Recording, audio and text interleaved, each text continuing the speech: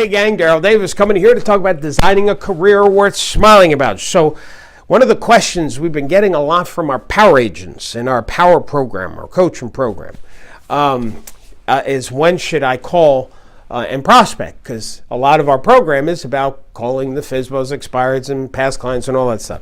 We love the telephone. So let me give you several tips, but before I do that, I got to say something. There's no right answer here. It's kind of like, Darryl, which is the best diet? Because I've tried them all. And let me tell you, it's the one you're going to actually do and stick with. That's the best diet. And the same is true here when it comes to prospecting. So I'm going to give you a few suggestions, and you make sure you just do whatever's going to work for you. What I used to do is I like to make my calls at 6 o'clock. Here's why. People were home from work, and they had dinner, most likely, and I would actually call. If I called at 6, by 6:30, I'd have an appointment. I go there by 7, and I'd be having a listing, leaving at 9 o'clock with a listing. So that's what I did. Now, for some of you, you might say, that sounds great, but, your day goes on, and like by 5 o'clock, you're like exhausted. You've been doing a lot of busy work. It's like, I haven't eaten. Oh, my God, I forgot to eat. Let me go eat something. So you go eat McDonald's because that's so healthy, and then you feel exhausted because your stomach is weighted. It's, oh, my God, let me just go home and take care of the family, and you don't call. You know what I'm talking about? So for you, it might be better to, before you do anything, make your calls. Do it first thing in the morning.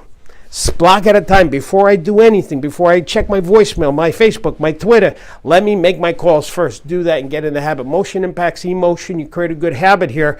You'll start to overcome that fear and procrastination that might be holding you back. Here's another option. You could forget the evening, forget the morning, and just do 2 conversations a day.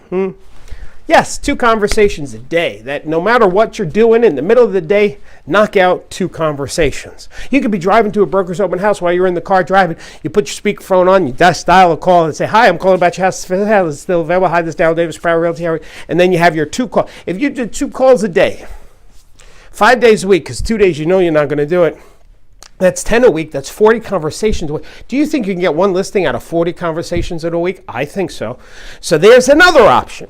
And here's one other thing that I used to do. I used to make my calls on Sunday, Monday, Tuesday. The reason why I did that is because after the weekend, if they had an open house, the seller was discouraged. They were a little bit more open. Plus, I used the rest of the week to set up my appointments for the weekend for any showings that I might have or paperwork to do.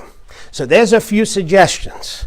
Do and commit to the thing that you're going to do consistently. I hope this helped you. Have a wonderful day, and don't forget to keep smiling, because you need to smile more.